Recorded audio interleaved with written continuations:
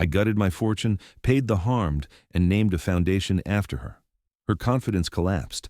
My ultimatum demanded the decision she'd had dodged for years. My daughter looked me straight in the eye and said the words that would haunt me for months. Dad, I don't want your dirty money. Keep your inheritance.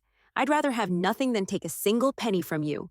The lawyer sitting across from us shifted uncomfortably in his chair as Sarah pushed the will documents back across the mahogany table without even glancing at them. But what she didn't know, what none of them knew, was that I had been planning for this moment for 3 years, and the twist buried deep in that will was about to change everything. Before we continue, please subscribe to the channel and let us know where you're listening in the comments. You see, when your own daughter calls your life's work dirty money, when she looks at 47 years of building a business empire like it's something shameful, you start to question everything you thought you knew about family. But I'm getting ahead of myself.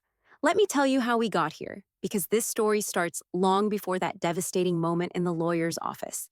My name is Robert Chen, and until recently, I thought I was living the American dream. Started with nothing but a toolbox and a beat-up pickup truck in 1976, built Chen Construction into one of the largest commercial contractors on the West Coast. We're talking about a company worth $68 million, employing over 400 people, with projects spanning from Seattle to San Diego. Not bad for a kid whose parents immigrated from Taiwan with less than $200 in their pockets. I had everything a man could want: the business, the respect, the financial security that comes from decades of smart decisions and relentless work. But most importantly, I had Sarah, my brilliant, beautiful daughter who graduated summa cum laude from Stanford Law, who could argue constitutional law over dinner and still laugh at my terrible dad jokes. She was my pride and joy, my legacy, my reason for building everything I had built. Or so I thought. The first crack appeared 3 years ago during what should have been a celebration.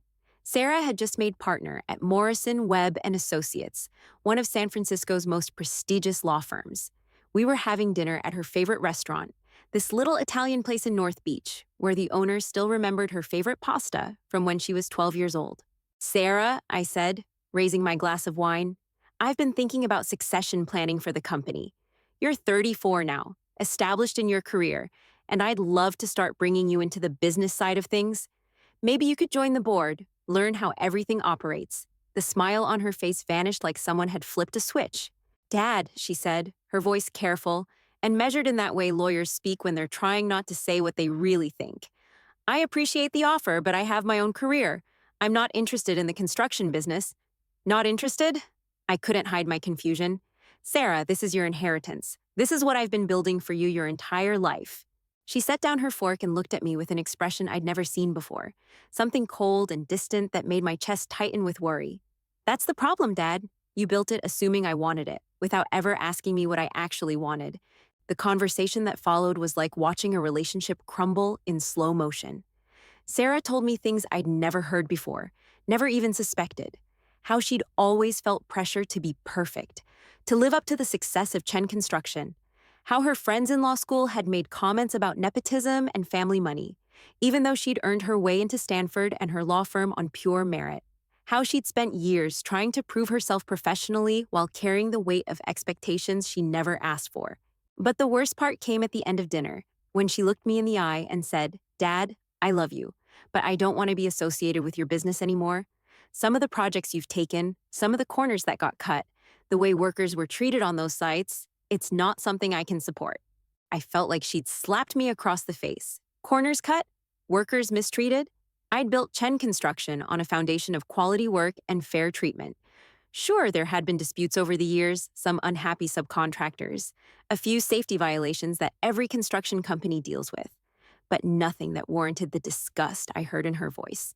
That night, I went home to my empty house in Pacific Heights and sat in my study surrounded by 47 years of awards, photos, and achievements, pictures of ribbon cuttings for hospitals I'd built, schools that housed thousands of children, office buildings that created jobs for entire communities. This was dirty money.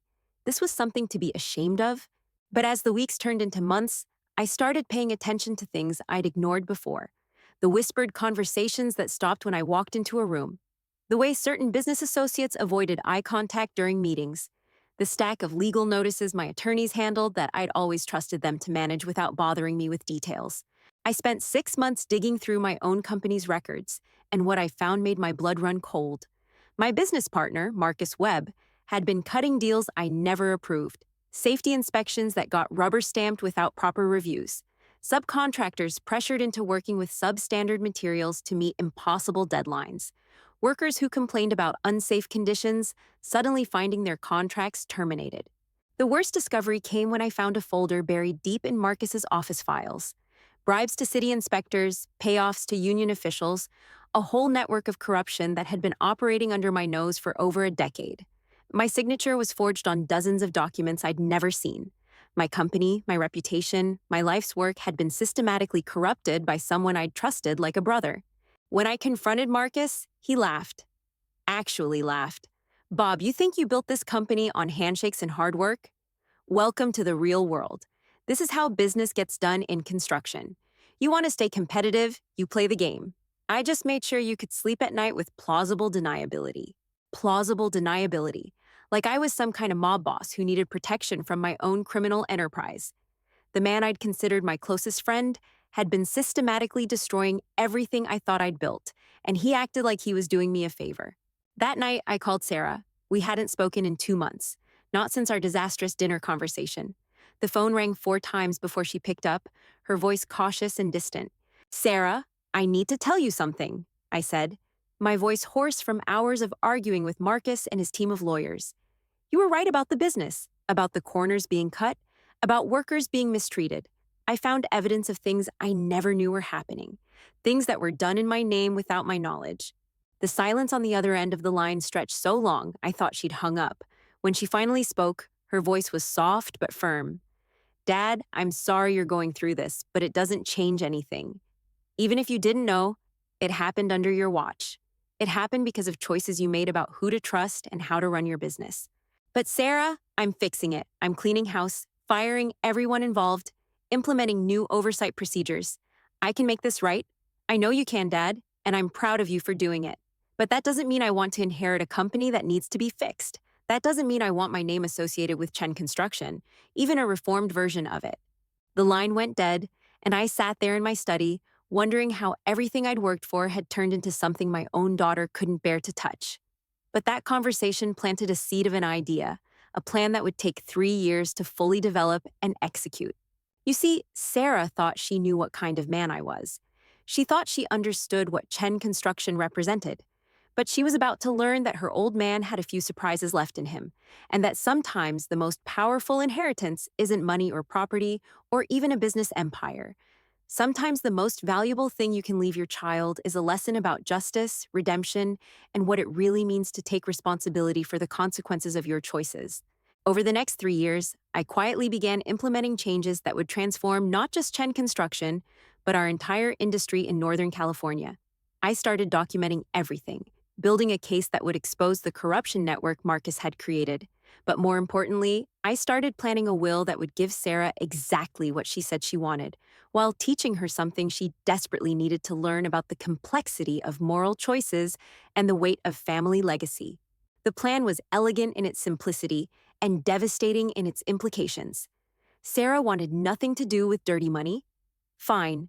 She was about to discover what it actually meant to walk away from a fortune, and what happened to that money when someone with real principles decided to put it to better use. But I'm getting ahead of myself again. The real story begins on the day I called Sarah's law firm and asked her to meet me at Richardson and Associates for the reading of my will. She assumed I was dying, of course. Why else would a healthy 71-year-old man suddenly want to discuss his last will and testament with his estranged daughter? Little did she know, this wasn't about my death at all. This was about rebirth, redemption, and the most expensive lesson in family values I'd ever given. When Sarah walked into that law office and saw me sitting there very much alive, her confusion was evident. But when she heard what was actually in that will, confusion turned to shock. Shock turned to anger, and anger turned to something I'd never seen in my daughter's eyes before: fear. For the first time in her adult life, my brilliant, confident daughter was afraid. Not of me, but of what she'd just learned about herself and the choices she was about to face. The lawyer, James Richardson, had been my attorney for 15 years. He'd handled everything from complex merger agreements to my divorce settlement, but I'd never seen him look as uncomfortable as he did that Tuesday afternoon in March. He kept adjusting his glasses and shuffling papers like he was handling radioactive material. Sarah had arrived 20 minutes early, probably expecting to find me on my deathbed surrounded by medical equipment and tearful goodbyes. Instead, she found me sitting in Richardson's conference room wearing my best suit, looking healthier than I'd looked in years, with a stack of legal documents that would change both our lives forever. The first thing she said when she walked through the door was, "Dad, what's wrong? Are you sick?" The concern in her voice reminded me of the little girl who used to bandage my scraped knuckles after weekend construction projects, who would stay up late helping me review blueprints, even though she was only 8 years old and couldn't understand a word of the technical specifications. "I'm not dying, Sarah," I said, gesturing to the empty chair across from me. "But we need to talk about what happens to everything I've built when I do." Richardson cleared his throat and opened the legal folder with the precision of a surgeon making the first incision. "Before we begin," he said, "I want to make it clear that your father's mental faculties have been thoroughly evaluated by 3 independent physicians. This will was prepared over a period of 18 months with extensive legal review and psychological assessment. Everything we're about to discuss represents Mr. Chen's final considered wishes." Sarah's eyebrows knitted together in confusion. "Dad, why would you need psychological evaluation for a will? What aren't you telling me?" That's when Richardson began reading the document that I'd spent 3 years crafting, revising, and perfecting. The will that would either repair our relationship or destroy it completely, but would definitely teach my daughter the most important lesson of her privileged life. To my daughter, Sarah Elizabeth Chen, Richardson read in his formal courtroom voice, "I leave the sum of $1 to be paid immediately upon my death, along with this letter explaining my decision." The color drained from Sarah's face like someone had opened a valve. $1? She looked at me with an expression of hurt and betrayal that cut deeper than any business setback I'd ever experienced. "Dad, what is this? What did I do to deserve this?" Richardson held up his hand. "Please let me continue reading, Miss Chen. The will gets more complex from here." To the employees of Chen Construction, both current and former, who were adversely affected by safety violations, wage theft, or other illegal practices conducted without my knowledge, but under my ultimate responsibility, I leave the sum of $15 million to be distributed according to documented damages and suffering. Sarah's mouth fell open. $15 million? Dad, you're admitting to crimes in your own will. Do you understand the legal implications of what you're doing? I stayed silent, watching her brilliant legal mind start working through the ramifications.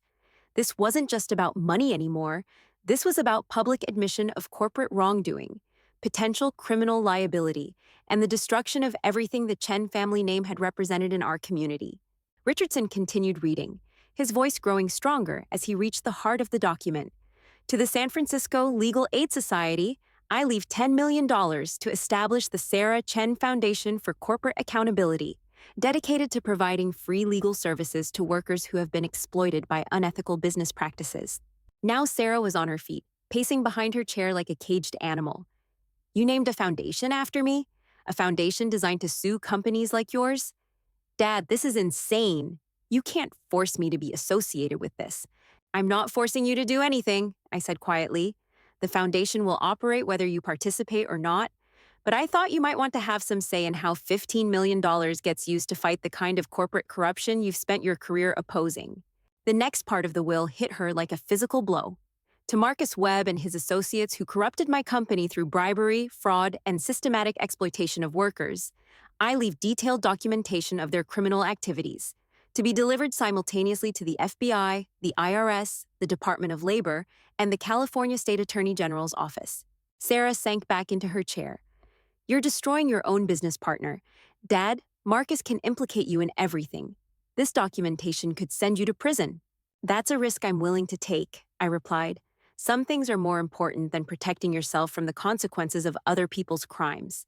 Richardson was approaching the end of the document now, and I could see Sarah's hands trembling as she gripped the arms of her leather chair. But the biggest surprise was still coming. Finally, Richardson read, "To any organization or individual willing to continue the legitimate operations of Chen Construction under new management with complete transparency and ethical business practices, I leave the remaining assets of my estate, including the company itself, all construction equipment, real estate holdings, and intellectual property, valued at approximately $42 million. Sarah looked up at me with eyes that were beginning to fill with tears. What does that mean, Dad? Who's going to get the company? That depends entirely on you, I said, leaning forward across the conference table. You see, Sarah, 3 years ago you told me you didn't want my dirty money. You said you'd rather have nothing than inherit a company built on corruption and worker exploitation. Well, now you have exactly what you asked for. Nothing.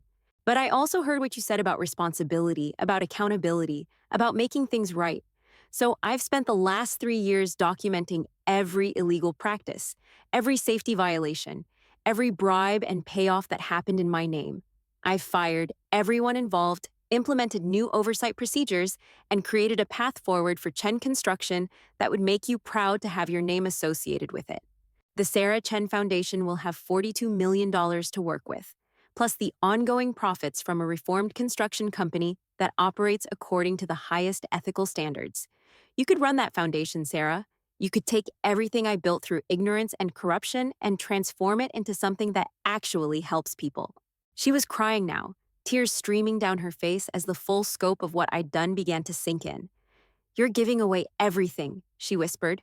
47 years of work, and you're just giving it all away. I'm giving it purpose, I corrected. Money without moral purpose is just numbers in a bank account. But money used to fight injustice, to help exploited workers, to build something better than what came before, that's not dirty money anymore. That's redemption money. Richardson closed the will and sat back in his chair, clearly relieved to have finished reading the most unusual estate document of his career. Miss Chen, he said, you have 30 days to decide whether you want to accept leadership of the foundation. If you decline, the foundation will be managed by a board of directors chosen by your father, and the construction company will be sold to the highest bidder who agrees to maintain the ethical standards outlined in the will. Sarah looked at me through her tears, and for the first time in 3 years, I saw something in her expression that I'd been afraid I'd lost forever. Respect. Dad, she said, her voice barely audible, I don't know what to say. This is the most insane, brilliant, terrifying thing anyone has ever done for me. It's not for you, I replied, though my own eyes were starting to water. It's for everyone who got hurt while I wasn't paying attention. It's for every worker who got cheated while I trusted the wrong people. And yes, it's for you too, because I want you to have something you can be proud of inheriting. But Sarah wasn't done processing the implications.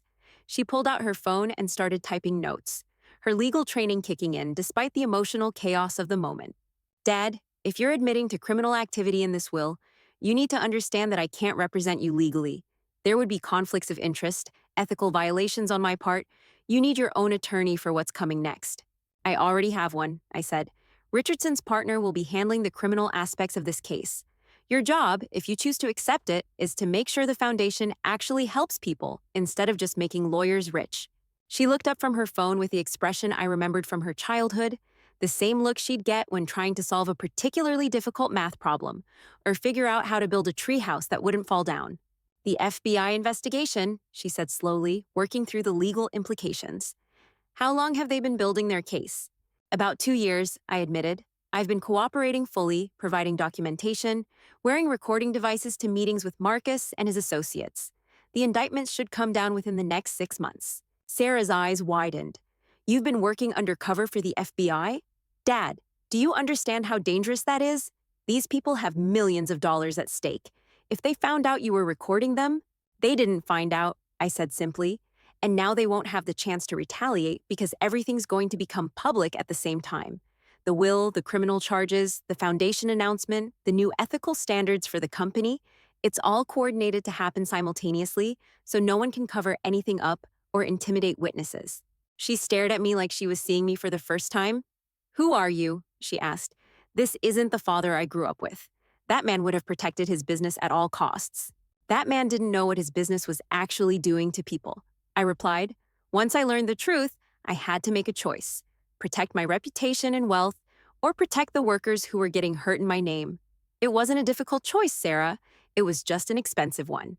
Richardson gathered the documents and placed them back in the folder, but I could see Sarah's mind racing through possibilities I'd never considered. She was quiet for a long moment, staring at the conference table like it held answers to questions she hadn't figured out how to ask yet. When she finally looked up, her expression had shifted from shock to something more calculating. Dad, I need to understand something. If you've been planning this for 3 years, documenting everything, working with the FBI, that means you knew Marcus was corrupt long before our conversation at the restaurant. I felt my chest tighten. That wasn't entirely accurate, and Sarah's legal training had spotted the inconsistency immediately. I suspected something was wrong, I admitted. There were signs, things that didn't add up, but I didn't have proof until I started digging deeper after our dinner. So when I accused you of running a dirty company, you already knew I might be right. Her voice carried an edge I hadn't heard since she was a teenager catching me in some minor parental deception. You let me think I was being unreasonable, that I was judging you unfairly. The weight of her accusation settled over me like a lead blanket. Sarah was right, and we both knew it. I'd let her carry the guilt of rejecting her father's life work when I'd already begun to suspect that work was built on foundations I couldn't defend. I was afraid, I said finally, afraid that if I told you about my suspicions, you'd walk away completely before I had a chance to fix anything. Afraid that admitting I'd been naive about Marcus would prove you were right to be ashamed of me. Sarah's expression softened slightly, but the hurt was still there. Dad, I was never ashamed of you. I was ashamed of what the company represented. There's a difference. Is there? I asked. Because for 47 years, I was Chen Construction. Everything I achieved, every decision I made, every worker I employed, it all happened because of choices I made or failed to make. How do you separate the man from the business when the business exists because of the man? She was quiet for another long moment, and I could see her wrestling with the same questions that had kept me awake for 3 years. Finally, she turned to Richardson. Mr. Richardson, I need to understand the legal structure of this foundation. If I accept leadership, what exactly am I accepting responsibility for? Richardson opened another folder and pulled out a thick document. The Sarah Chen Foundation for Corporate Accountability would be established as a 501c3 nonprofit organization with an initial endowment of $10 million, plus ongoing funding from the profits of Chen Construction under its new management structure. The foundation's mission would be to provide free legal services to workers who have been exploited by unethical business practices, with a focus on construction, manufacturing, and other industries where worker safety violations are common. And the board of directors? Sarah asked. That would be your decision as executive director, Richardson replied. Your father has suggested several candidates, including former employees of Chen Construction, who were terminated for reporting safety violations, representatives from workers' rights organizations, and legal professionals with expertise in labor law. Sarah looked at me with surprise. You want to put people you fired on the board of a foundation that bears my name? I want to put people who had the courage to speak up when I should have been listening, I corrected. People who lost their jobs because they tried to protect other workers. They deserve to have a voice in how this money gets used to prevent other companies from making the same mistakes I made. She picked up the foundation documents and began reading through them with the focused intensity I remembered from her law school days. After several minutes, she looked up with a frown. Dad, this foundation isn't just about providing legal services. According to this mission statement, it's also designed to investigate and expose corporate wrongdoing across multiple industries. You're essentially asking me to run an organization that will make enemies of every unethical business owner in California. That's exactly what I'm asking, I said. Because if you don't do it, who will? The workers who get hurt don't have the resources to fight back against companies that cut corners. The government agencies are understaffed and often corrupted by the same people they're supposed to be regulating. Someone needs to stand up for people who can't stand up for themselves. Sarah set the documents down and looked at me with an expression I couldn't quite read. You know what this reminds me of? She said. Remember when I was 12 and that kid Tommy Morrison was bullying the smaller kids at school? You told me that sometimes the right thing to do isn't the easy thing to do, and that people with advantages have a responsibility to protect people without them. I remembered that conversation. Sarah had come home upset because she'd gotten in trouble for confronting a bully, and I told her I was proud of her for standing up for others even when it cost her something. I never thought she'd remember that talk, let alone apply it to a situation like this. This is the same principle, isn't it? She continued. You have resources, connections, knowledge about how these systems work. Instead of using those advantages to protect yourself, you're using them to protect people who don't have those advantages. I nodded, feeling a warmth in my chest that I hadn't experienced in years. That's exactly right. And you have advantages too, Sarah. Your legal training, your reputation, your understanding of how corporate law works. You could use those advantages to help people, Or you could use them to make yourself richer representing the same companies that exploit workers.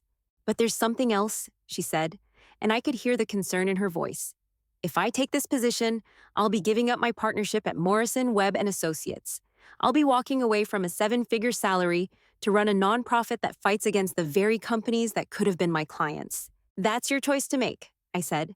I can't tell you what's more important to you, financial security or the opportunity to make a real difference in people's lives.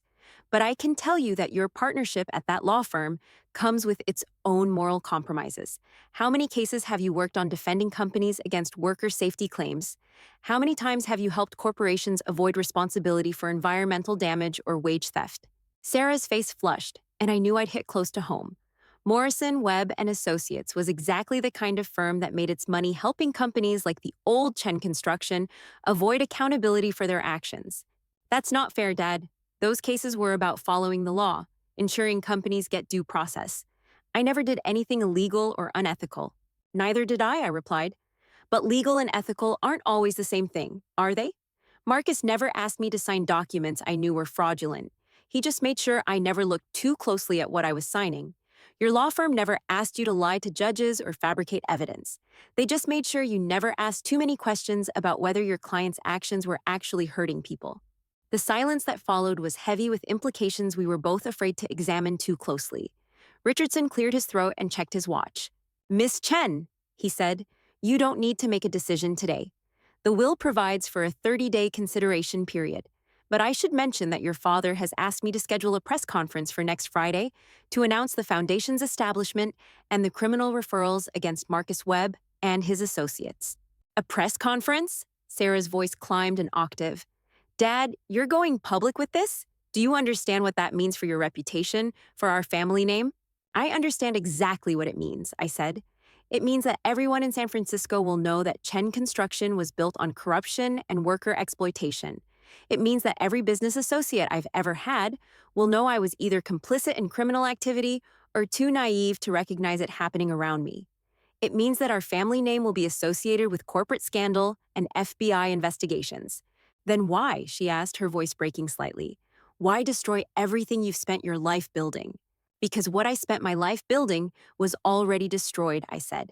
The only question was whether I was going to let that destruction happen quietly, with workers getting hurt and criminals getting rich, or whether I was going to make sure something better grew from the wreckage. Sarah stood up and walked to the window overlooking Montgomery Street. Below us, the afternoon crowd of lawyers, bankers, and business professionals hurried between meetings, making deals, building careers, accumulating wealth. From this height, they looked like ants following predetermined paths, each focused on their individual goals without seeing the larger pattern they were part of. You know what the worst part is? She said without turning around. I spent 3 years being angry at you for things I thought you'd done intentionally. I convinced myself that you were just another corrupt businessman who didn't care about the people you stepped on. It was easier to be angry than to admit I might have been wrong about who you are. You weren't wrong about what happened, I said quietly. People got hurt because of decisions made in my name. Workers lost wages they were owed. Safety violations put lives at risk. The fact that I didn't know about it doesn't make those people less hurt. But you're making it right now, she said, finally turning back to face me. You're giving up everything to make it right. That's not the action of a corrupt businessman, Dad. That's the action of someone who takes responsibility for mistakes even when they weren't entirely his fault. Richardson was gathering his papers, clearly uncomfortable with the emotional intensity of our conversation.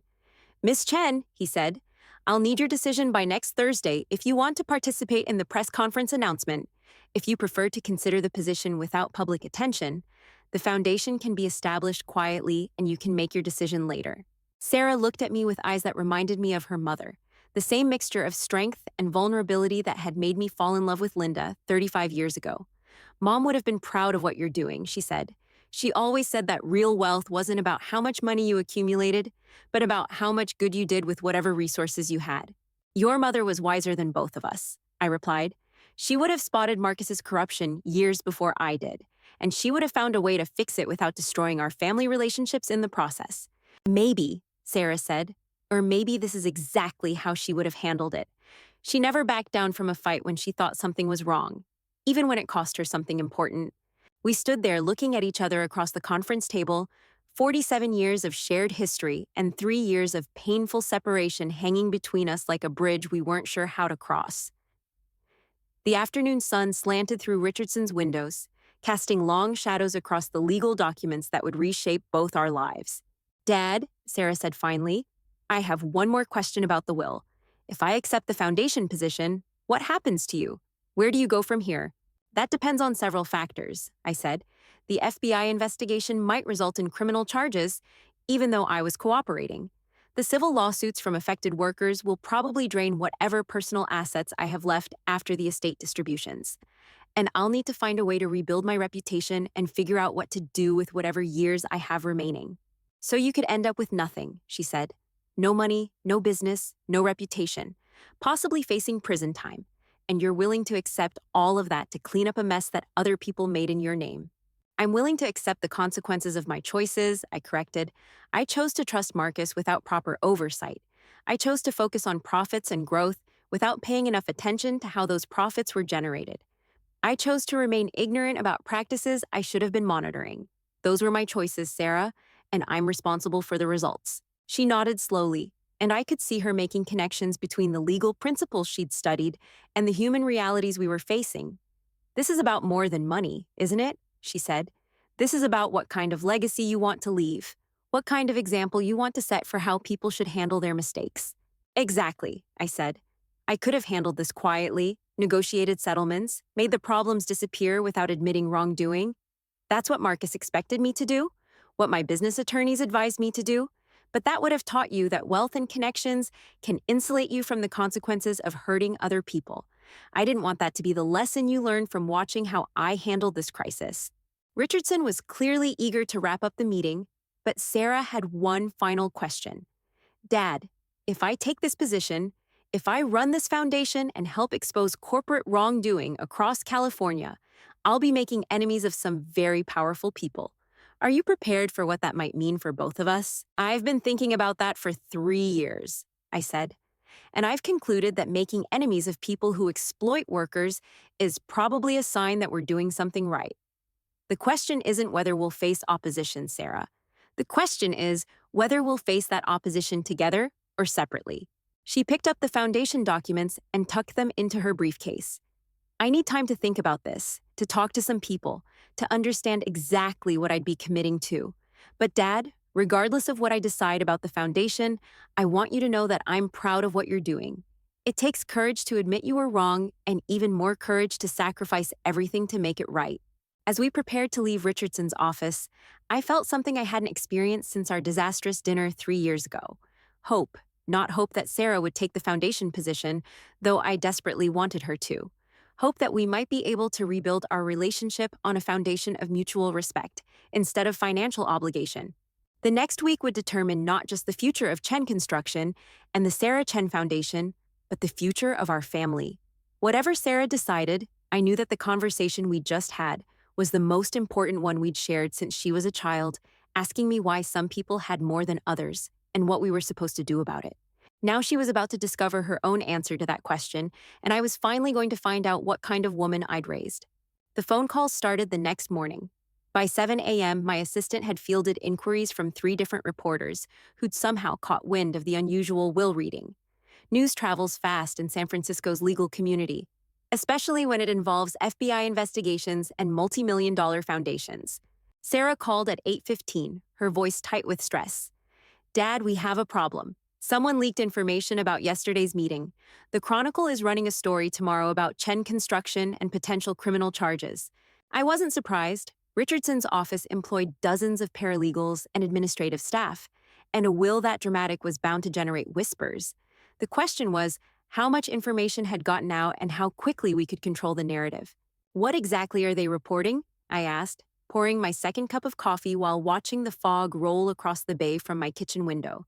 The view from my Pacific Heights house had always calmed me during stressful times. But this morning, even the familiar sight of Alcatraz couldn't ease the knot forming in my stomach. They know about the FBI investigation, Sarah said. They know about Marcus Webb and the criminal referrals. They don't seem to know about the foundation yet, but that's probably just a matter of time. I sat down at my kitchen table and pulled out the notebook where I'd been tracking the various moving pieces of my plan. 3 years of careful orchestration, and now we were losing control of the timeline because someone couldn't keep their mouth shut. Sarah, I said, how quickly can you make a decision about the foundation? Because if we're going public anyway, we might as well do it on our own terms, instead of letting reporters piece together half the story. Dad, this is exactly what I was afraid of. Once this becomes public, every decision I make will be scrutinized. If I take the foundation position, people will say I'm trying to rehabilitate our family name. If I don't take it, they'll say I'm abandoning workers who need help. Welcome to the world of public accountability, I replied, though I said it gently. This is what happens when you try to do the right thing in a system that's designed to protect the wealthy and powerful. The question is whether you're going to let fear of criticism stop you from doing what you know is right. There was a long pause on the other end of the line.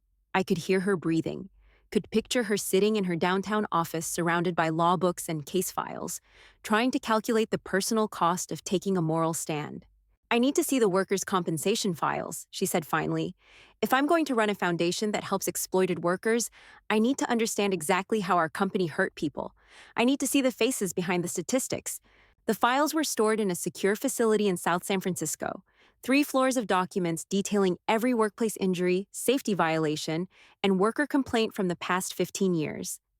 I'd spent weeks going through them myself, and each folder had felt like a punch to the gut.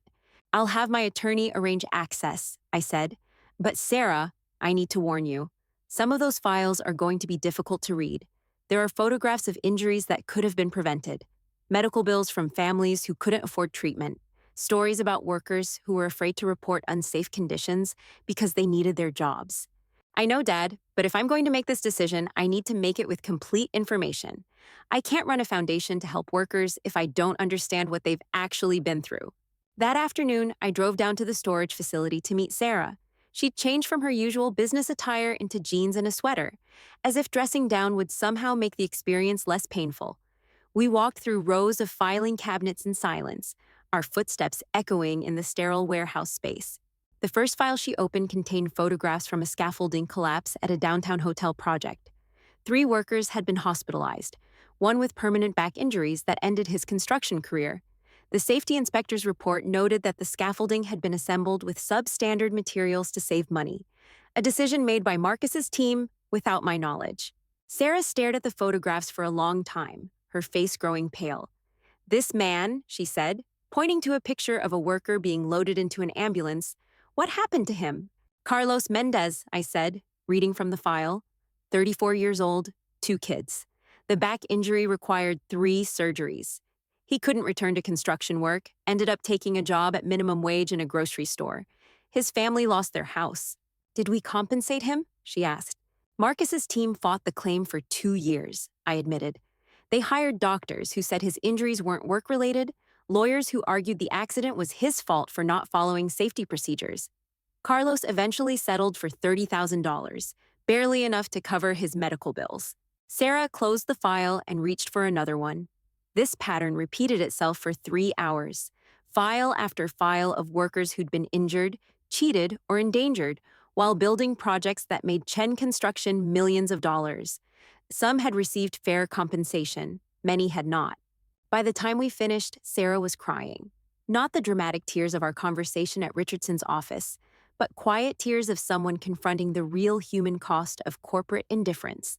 Dad, she said, wiping her eyes with the back of her hand, how did you not know this was happening? How did you build a company for 47 years without seeing what it was doing to people? The question I'd been asking myself every day for 3 years. The answer was complicated and uncomfortable, and probably insufficient to justify the harm that had been done. I knew about individual incidents, I said, but Marcus's team presented them as isolated problems, unavoidable accidents, workers trying to scam the system for money. They showed me statistics about industry averages, convinced me that our safety record was better than most construction companies. They made it seem like the workers who complained were just troublemakers or people looking for an easy payday. But you never investigated for yourself? Never talked directly to the workers who were filing complaints? I trusted my business partner to handle personnel issues, I said. Marcus had an MBA from Wharton, 20 years of experience in construction management, relationships with union leaders, and safety inspectors. I thought he was protecting the company's interests and the workers' interests at the same time. Sarah shook her head. Dad, you had 400 employees. These weren't just personnel issues, they were people's lives. How could you run a company that big without knowing what was really happening to the people who worked for you? The criticism stung because it was accurate. I'd been so focused on winning contracts, managing cash flow, and expanding into new markets that I'd lost sight of the human beings who actually did the work. I treated employees as line items on financial reports instead of people with families, dreams, and the right to go home safely at the end of each day. You're right, I said. I failed them. I failed you. I failed everyone who trusted me to run this company responsibly. That's why I'm trying to make it right now, even though it's probably too late for most of the people in these files. Sarah was quiet for a long moment, staring at the rows of filing cabinets that contained 15 years of documented suffering. When she finally spoke, her voice carried a resolve I hadn't heard since she was a child, determined to right some playground injustice. I'll take the foundation position, she said. Not because I forgive you for letting this happen, and not because I think running a nonprofit will somehow erase the harm that was done. I'll take it because these people deserve someone who will fight for them the way no one fought for them when they were working for our company. The relief that flooded through me was overwhelming. Not because she'd accepted the position, though that meant everything to me, but because she was doing it for the right reasons. She wasn't trying to protect our family name or help me feel better about my mistakes. She was doing it because she'd looked at the evidence of real human suffering and decided she couldn't walk away. What's our next step? She asked, closing the final file cabinet. We go public, I said. Tomorrow morning, we hold a press conference announcing the foundation, the FBI cooperation, and the new ethical standards for Chen construction. We tell the whole story before someone else tells half of it. That evening, I sat in my study preparing the statement I would read to reporters the next day. The words needed to be precise, acknowledging responsibility without admitting to specific criminal acts, expressing regret without sounding like I was making excuses for what had happened. Sarah arrived at 8 p.m. with a draft of her own statement. She'd spent the afternoon consulting with legal ethics experts, making sure her transition from corporate law to nonprofit advocacy wouldn't violate any professional standards. Dad, she said, settling into the chair across from my desk, I need you to understand something. Once we do this press conference, once we go public with everything, there's no going back. Your reputation will never recover from this. You'll be known as the businessman who admitted to running a corrupt company, regardless of whether you knew about the corruption or not. I understand, I said. But Sarah, my reputation was already destroyed. The only question was whether it would be destroyed by lies and cover-ups or by truth and accountability. I'd rather be known as someone who took responsibility for his mistakes than someone who tried to hide them. She nodded and pulled out her phone. I've been getting calls all day from partners at my law firm. They want to know if I'm really planning to leave Morrison, Webb, and Associates to run a nonprofit that will sue companies like their clients. The managing partner suggested I might want to reconsider, for the sake of my career. What did you tell them? I asked. I told them that sometimes career advancement and moral responsibility point in different directions. And when that happens, you have to decide what kind of person you want to be. She smiled, the first genuine smile I'd seen from her in years. I also told them that I learned that lesson from my father. The press conference was scheduled for 10 a.m. at the St. Francis Hotel, a location chosen for its symbolic significance.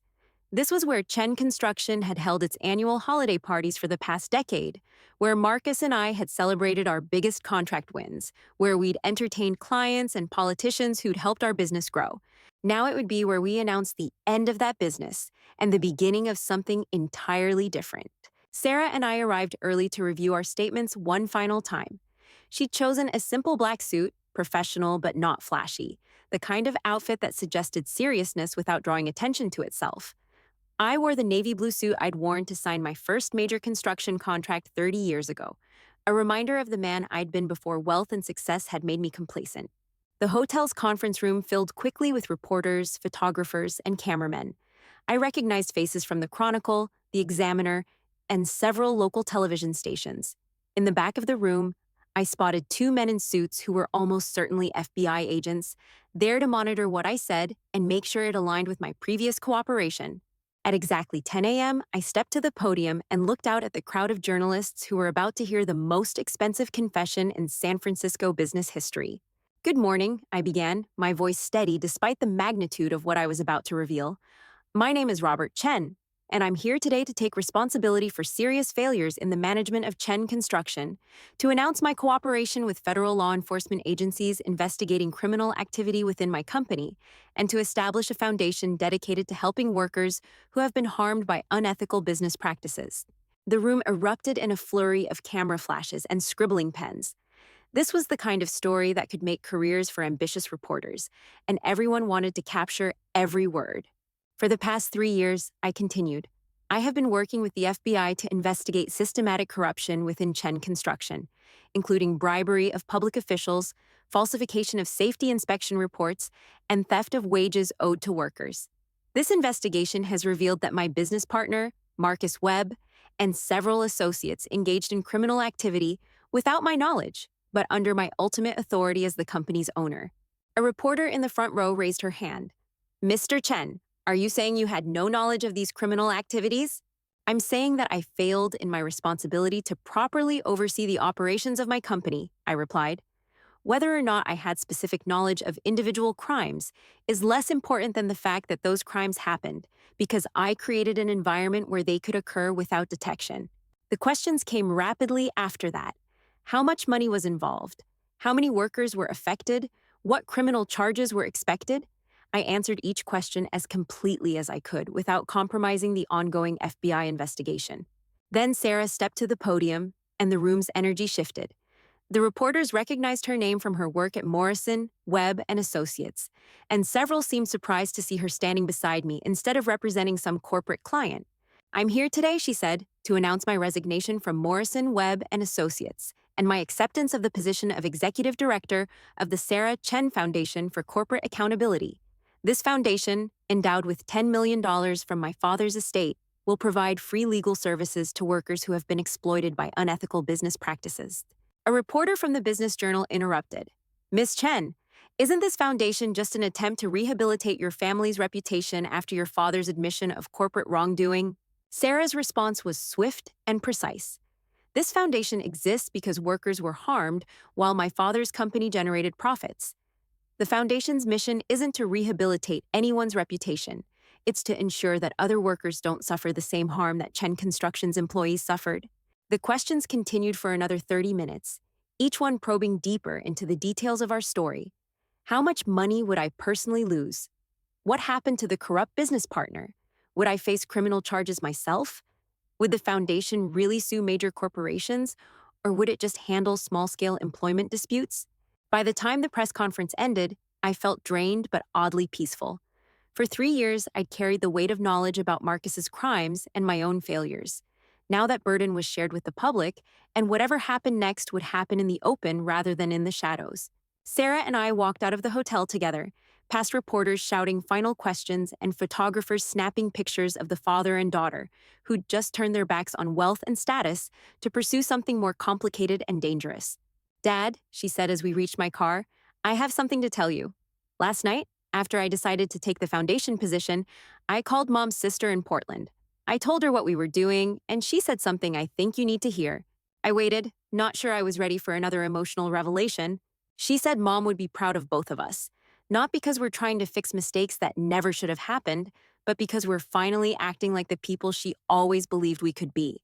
As we drove away from the St. Francis Hotel, I realized that Sarah was right. Maria would have been proud, not of the wealth I'd accumulated or the business empire I'd built, but of the decision to sacrifice everything for the chance to help people who couldn't help themselves. The foundation would face challenges I couldn't even imagine yet. Powerful corporations would try to discredit our work. Politicians would pressure us to moderate our positions. Other lawyers would question Sarah's decision to abandon a lucrative career for nonprofit advocacy.